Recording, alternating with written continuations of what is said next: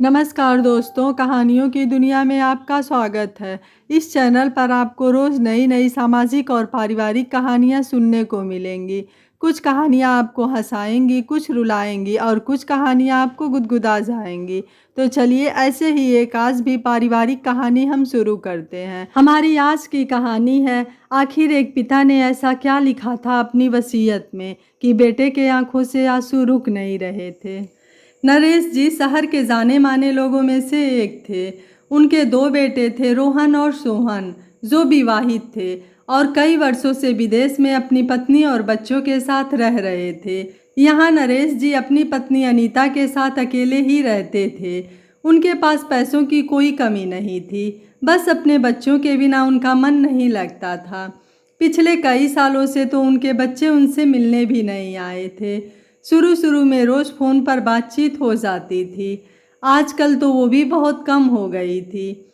अपने बेटे रोहन की बेटी को तो उन्होंने सिर्फ फ़ोटो में ही देखा था। नरेश जी ने तो अपने बच्चों से फिर से मिल पाने की आस भी छोड़ दी थी, मगर अनीता जी दिन रात उनके वापस आने की राह देखती थीं।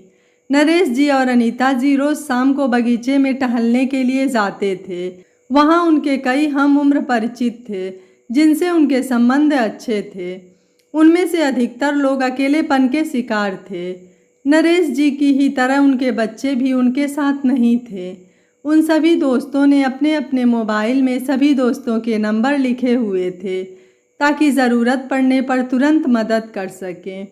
ये सब लोग जो उम्र के इस पड़ाव पर भी अकेले थे, कुछ ऐसा करना चाहते थे जिससे उनका अकेलापन दूर हो जाए और बुढ़ापा भी अच्छे से कट जाए।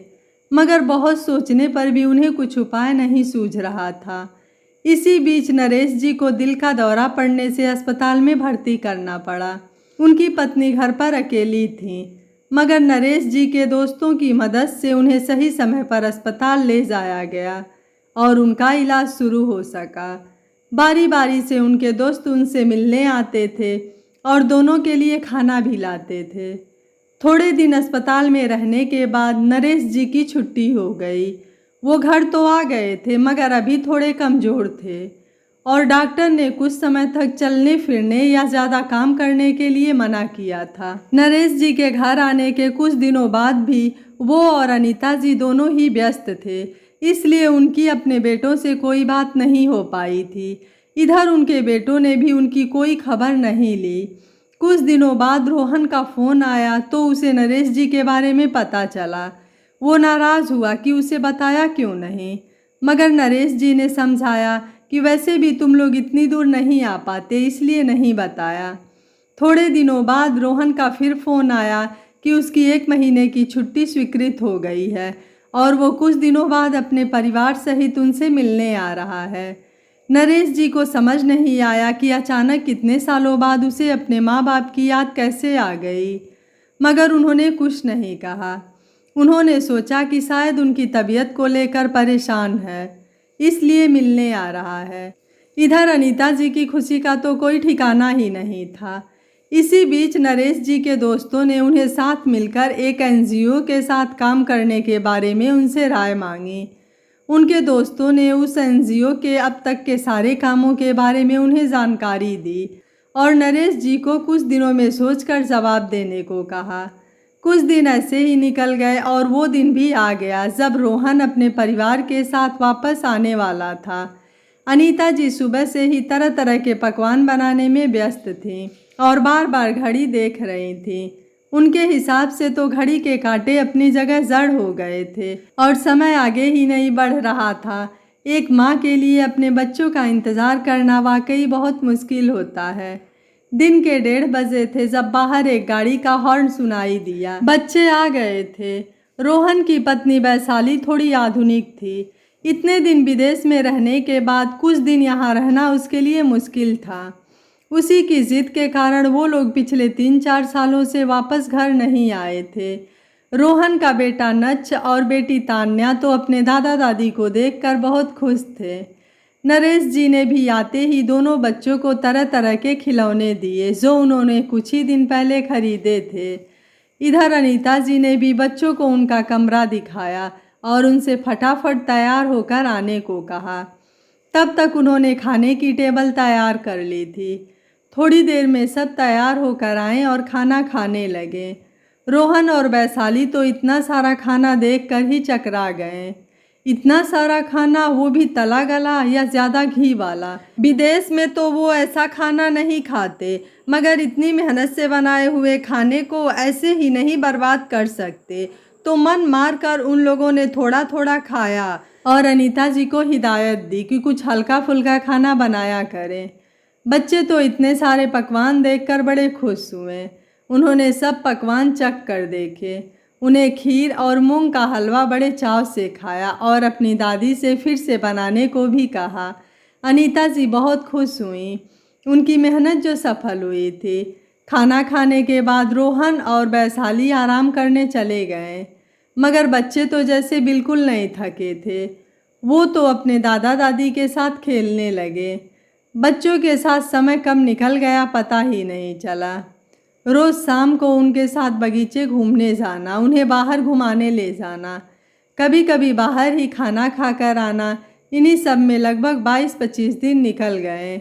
अब बच्चों के जाने का समय आ ही गया था। एक रात खाना खाने के बाद रोहन और वैशाली ऊपर छत पर टहलने के लिए चले गए। अनीता जी ने सबके लिए काफ़ी बनाई तो उन्होंने नरेश जी को रोहन और वैशाली को बुलाने के लिए कहा। नरेश जी ने नीचे से आवाज़ लगाई, मगर उन्हें सुनाई नहीं दिया, तो वे उन्हें बुलाने ऊपर चले गए। वहां जाकर उन्होंने जो सुना, उनके तो पैरे तले ज़मीन सरक गई। उन्होंने वैशाली को बोलते हुए सुना, रोहन, अभी 2-3 दिन में ही हम लोग जाने वाले हैं और तुमने पिताजी से अब तक बात नहीं की। देखो, पिताजी को दिल की बीमारी है, पता नहीं आगे क्या होगा, और हम लोग बार बार यहाँ नहीं आ पाएंगे और ना ही हम उन्हें अपने साथ ले जा सकते हैं। तो जल्दी से पिताजी से वसीयत और बंटवारे की बात कर लो। अगर ये मकान भी तुम्हारे और तुम्हारे भाई के नाम हो तो इसे भी बेच, ताकि हमें यहाँ दोबारा न आना पड़े। रोहन ने कहा कि माँ और पिताजी का क्या होगा, तो वैशाली ने जवाब दिया कि उन्हें किसी वृद्धाश्रम में रख देंगे, वैसे भी यहाँ उनकी देखभाल करने वाला कोई नहीं। ये सब सुनने के बाद नरेश जी बिना रोहन और वैशाली को बुलाए चुपचाप नीचे आए और अपने कमरे में चले गए। बहुत देर तक कोई नहीं आया तो अनीता जी रोहन और वैशाली को बुलाकर उन्हें काफ़ी देकर नरेश जी को ढूंढते हुए अपने कमरे में आई। देखा तो नरेश जी सो चुके थे। वो समझ गईं कि ज़रूर कोई बात है, जो नरेश जी बिना कुछ बोले सो गए, मगर उन्होंने नरेश जी को नहीं जगाया और खुद भी जाकर सो गईं। अगले दिन नरेश जी ने अपने वकील को फ़ोन करके अपनी वसीयत बनाने को कहा। शाम को वकील साहब वसीयत लेकर घर आए तो रोहन, वैशाली और अनीता जी सब हैरान हो गए। नरेश जी ने अपने कुछ दोस्तों को भी बुलाया था, जो थोड़ी देर बाद आने वाले थे। रोहन और वैशाली को थोड़ी आशंका हुई, मगर सबके सामने दोनों कुछ नहीं बोले। कुछ देर बाद नरेश जी ने रोहन को वसीयत देते हुए कहा कि तुम्हारी इच्छा के अनुसार मैंने वसीयत बनवा ली है, तुम पढ़ लो, देख लो कहीं कुछ छूट तो नहीं गया है। रोहन ने वसीयत पढ़ी और उसका दिमाग चकराने लगा। उसे अपने आप पर शर्म आने लगी। वसीयत के अनुसार रमेश जी ने अपनी सारी जायदाद 3 हिस्सों में बांटी थी। एक हिस्सा रोहन को, दूसरा हिस्सा सोहन को और तीसरा हिस्सा जिसमें उनका घर और कुछ ज़मीन शामिल थे, उन्होंने खुद के और अनीता जी के लिए रखा था। रोहन को वसीयत के 3 हिस्से होने से कोई तकलीफ नहीं हुई। उसे तो धक्का लगा था ये जानकर कि वो नरेश जी का अपना बेटा नहीं था, बल्कि गोद लिया हुआ था। वसीयत में साफ शब्दों में लिखा हुआ था कि पहला हिस्सा उनके बड़े बेटे रोहन को, जिसे उन्होंने 6 महीने की उम्र में गोद लिया था, उसे मिले। ये पढ़ने के बाद रोहन वहीं ज़मीन पर बैठ गया और रोने लगा। उसने सपने में भी नहीं सोचा था कि वो नरेश जी और अनीता जी का अपना खून नहीं है। उन्होंने कभी उसे परायों वाला अनुभव ही नहीं होने दिया। अब उसे पछतावा हो रहा था कि जिसने उस अनाथ को अपना नाम दिया और उसे अपने सगे बेटे की तरह प्यार किया, उसने ऐसे देवता समान व्यक्ति को वृद्धाश्रम में रखने के बारे में सोचा। वो बस रोता रहा। उसे इस हालत में देखकर नरेश जी ने उसे उठाया और उसे गले लगाते हुए कहा, तुम हमेशा से हमारे बेटे थे और हमारे ही बेटे रहोगे। बस इस बात का दुख है कि तुमने शायद हमें उतना प्यार नहीं किया जितना हम तुमसे करते हैं। हमने सोचा था कि 2 बेटों के साथ बुढ़ापा आराम से कट जाएगा, मगर हमें नहीं पता था कि बच्चों को अब हमारी ज़रूरत नहीं रही। कोई बात नहीं, ये सब तो आजकल आम बात है, इसलिए हमें तुमसे कोई शिकायत नहीं है। तुम लोग अपनी ज़िंदगी अपने हिसाब से जियो और हमें अपने हिसाब से जीने दो।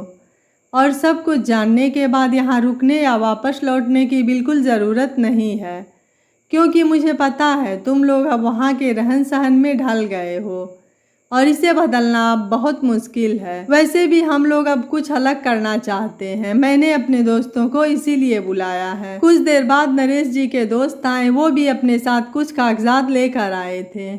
उनमें से एक कागज़ पर नरेश जी ने हस्ताक्षर किए और घर के सभी सदस्यों को कहा, हम दोस्तों ने मिलकर पास के गांव में एक स्कूल खोलने का निर्णय किया है और इसके लिए मैंने अपने हिस्से की आधी ज़मीन बेच दी है।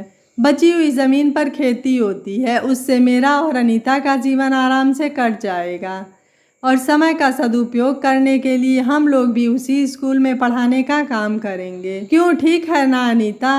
अनीता जी ने कोई उत्तर नहीं दिया, लेकिन उनकी आंखों में आंसू थे। नरेश जी समझ गए कि उन्हें अनीता जी की मौन स्वीकृति मिल चुकी है। जब रोहन को गोद लेने के बारे में उन्होंने अनीता जी की राय मांगी थी, तब भी उन्होंने बिना किसी संकोच के उनका साथ दिया था। अब भी वो उनके हर फैसले में उनके साथ थीं। रोहन और वैशाली खड़े खड़े सब कुछ देखते रहे। अब उनका यहाँ कोई काम नहीं था। रोहन बदल चुका था, मगर फिर भी उसने जो किया उसकी भरपाई संभव नहीं थी। उसने 2 दिन पहले के वापसी के टिकट खरीदे और जाने की तैयारी करने लगा। जाते समय जब उसने नरेश जी के पैर छुए तो नरेश जी ने उसे गले लगाते हुए कहा, हो सके तो हर साल अपने माँ बाप से मिलने ज़रूर आना। हम लोगों को तुम्हारी बहुत याद आती है, तो कम से कम 2-4 दिन में एक बार फ़ोन कर लेना। रोहन ने रोते हुए हाँ में गर्दन हिलाई और नरेश जी के गले लग गया। दोस्तों, माता पिता धरती के वह भगवान है जो अपने बच्चों को हर सुख दुख, हर धूप छाँव से बचाते हैं। कोई भी माता पिता जब अपने बच्चों को गोद लेते हैं तो वो उसे पराया नहीं अपना समझते हैं, लेकिन जब वही बच्चे बड़े हो जाते हैं तो उन्हें माता पिता की ज़रूरत खत्म हो जाती है, क्योंकि वह अपने पैरों पर खड़े हो जाते हैं। लेकिन बच्चे ये भूल जाते हैं कि माता पिता ने बच्चों को अपने पैरों पर खड़ा करने के लिए कितनी मेहनत की है और कितनी कुर्बानियाँ दी हैं। रोहन को आज भले ही अपनी गलती का एहसास हो गया हो, लेकिन वह पश्चाताप की अग्नि में हमेशा जलता रहेगा कि जिस माता पिता को वह अपना खुद का जन्मदाता समझकर भी बुढ़ापे में उनका साथ नहीं दे पाया, वही माता पिता एक अनाथ बच्चे को ले आकर भी उसे कभी अनाथ होने का एहसास भी नहीं होने दिया। यह कहानी आपको कैसी लगी, आप हमें अपनी राय कमेंट बॉक्स में ज़रूर दीजिएगा। वीडियो पसंद आया है तो वीडियो को लाइक, शेयर एंड चैनल को सब्सक्राइब कर लीजिएगा। Thank you for watching. मिलते हैं अगली कहानी में।